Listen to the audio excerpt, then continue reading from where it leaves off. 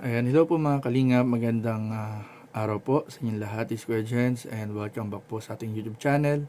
Sa mga bago lang po sa aking YouTube channel, huwag niyo pong kalimutan mag-subscribe at click the bell button para lagi po kayong updated sa ating mga bagong upload na video. At bago po tayo magsimula mga kalingap, huwag po natin kalimutang suportahan ang Team Kalingap sa pangunguna ni Kuya Val, Ate Edna at Kalingap Rob, pati na rin po ang aming mga kasama sa K-Boys, Kalingap Partners, Kalingap Reactors, at syempre lahat ng Love Team and beneficiaries and angels. Supportahan po natin lahat.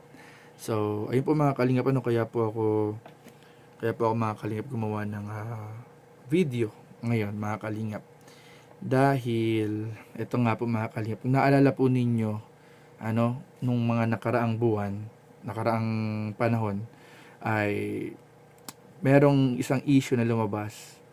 At dito nga mga kalingap, ay pinapatungkulan ng issue na yun, yung isang beneficiary daw, isang angel daw na di umano nakuna ng camera or may video na nasa bar, nasa bar daw di umano, mga yung isang angel. So, this day mga kalingap, this present moment, this present day, ay mga kalingap, akala ko po tapos na, akala ko tapos na yung issue na yun kasi matagal na yun mga kalingap matagal na yun. But this time, mga kalingap, hindi ko alam kung bakit lumabas na naman yung issue na yan.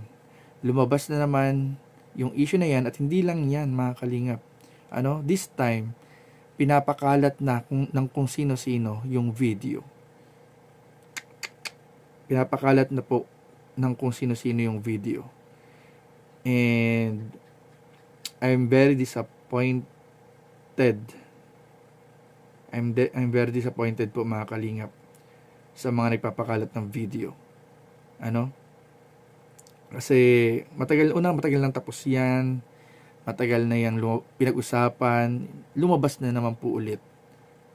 Lumabas na naman po ulit. At hindi lang lumabas, pinakalat na po yung video. Matagal ko na sinabi sa inyo, hindi ako gagawa ng reaksyon patungkol dun sa video mismo o dun sa involved na tao. Hindi po ako gagawa ng reaksyon tungkol dyan. Ang gagawin ko pong reaksyon ay para po sa mga nagpapakalat ng mga video na maaari makasira sa isang tao. Makasira, makaapekto sa kanyang career, makaapekto sa kanyang personality, sa kanyang tinatahak na landas, or basta guys, itong video na ito mga kaling ay para sa mga nagpapakalat ng video. Matagal na namin kayong winarningan. Matagal na tayo nagsabi na wag nang gawing issue yan. Wag nang gawing issue. Normal lang naman sa isang tao. Normal lang naman niya sa isang tao na minsan kailangan din makipagsalamuha, makipag-socialize, makisalamuha, and may part ng buhay natin na dumadaan talaga tayo sa ganong time, na minsan kailangan nating makipag-jamming, hindi naman dahil sa nagtatapon tayo ng pera, kundi para makibagay, makibagay sa mga ibang tao, and kung wala namang masamang ginawa dun sa video, bakit napaka-big deal?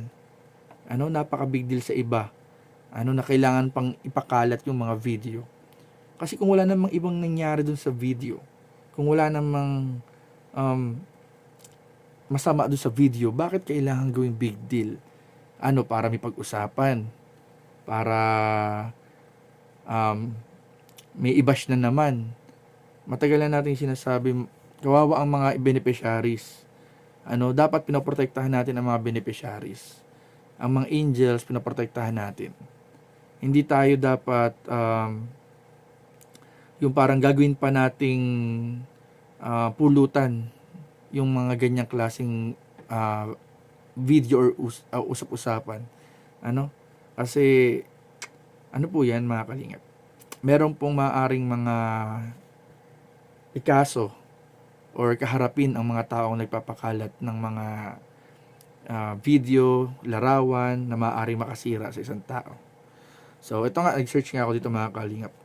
Ang number one po, ito, sabi dito, ang pagpapakalat ng video ng isang tao lalo na kung ito ay nakakasira sa kanyang reputasyon, imahe o karir ay may seryosong legal at personal na consequence sa Pilipinas. Ito, pakinggan nyo to sa mga nagpapakalat ng video Kaya kung ako sa inyo, tigilan nyo na yan.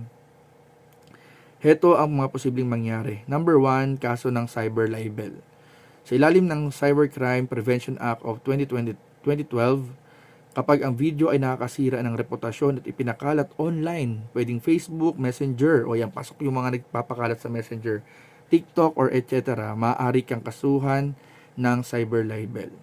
Ang pwedeng parusa ay pagkakulong hanggang 6 to 12 years depende sa kaso at pwede ring magmulta.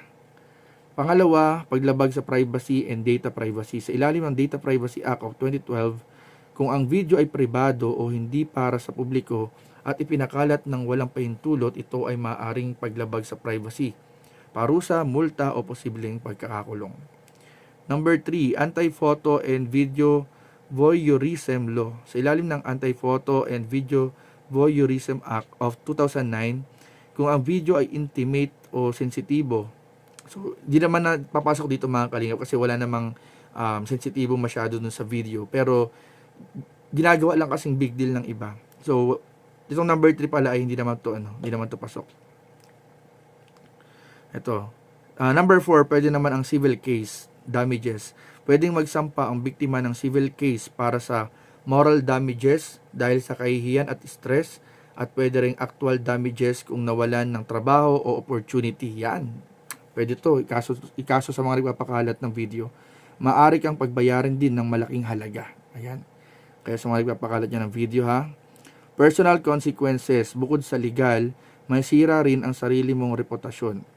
Mawawalan ang tiwala ng ibang tao, kaibigan, trabaho, negosyo, o posibleng mawalan ka rin ng trabaho opportunity.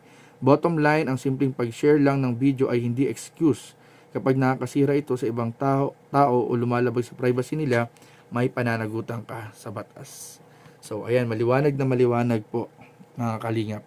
Kaya sa mga nagpapakalat dyan ng video, matagal na namin kayong warningan, pinakausapan, na kung may video man, at ngayon kumalat na yung video, parang awa nyo na guys, itigil nyo na, i-delete nyo na, kung may i-delete nyo, tigil nyo na yung pagpapakalat kasi kayo ang malalagay sa alanganin.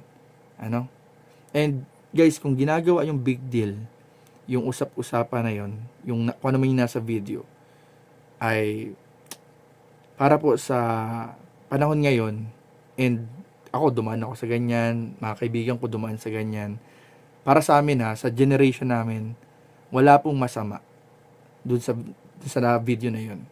Minsan lang kasi ginagawang big deal at gusto lang may mapag-usapan kahit nakakasira na ng ibang tao.